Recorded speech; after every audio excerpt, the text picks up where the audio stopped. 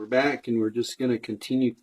I call it cleaning a brisket, but cleaning or splitting a brisket. And so we're just taking a whole packer trim brisket and taking it down, cutting off excess fat. We don't want to spend time cooking, so like in this case there's just a little bitty strip of lean in there that's not really worth it.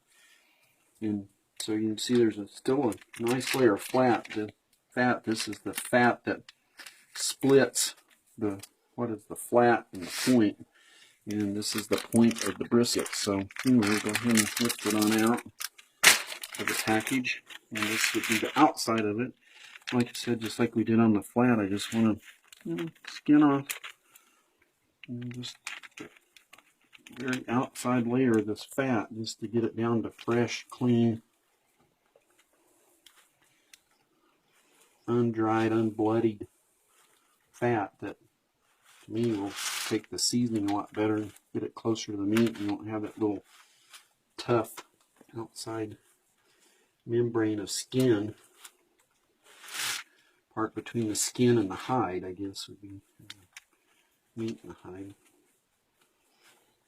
The other thing I like doing this for is because it just speeds up the cooking process. You don't throw that whole big piece of, see how stringy and tough that is? That won't be any good to eat. You're either going to trim it off when it's cooked or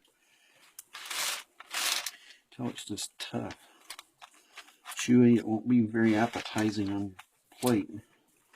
So, you know, maybe taking a little bit of lean with it. I'd rather have that off now than later, because the meat's going to open up and get allow the seasoning to get to the meat part.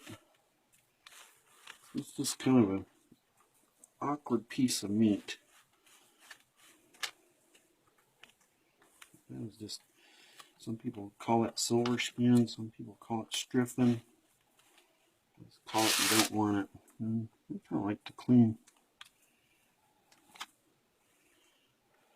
It just kind of keeps the meat from tasting so bloody.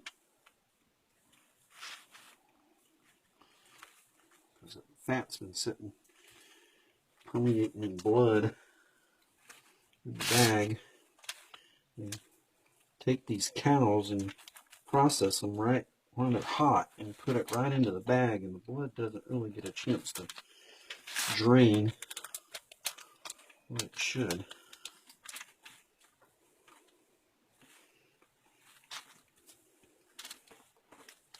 So if I was doing this on cutting board, it'd be a little better.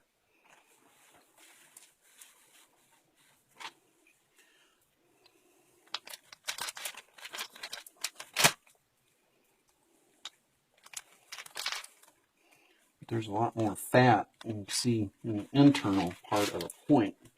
So if you go to a restaurant and order juicy or moist or whatever, this is the part you're getting. It's a bigger grain, looser grained meat than the flat part.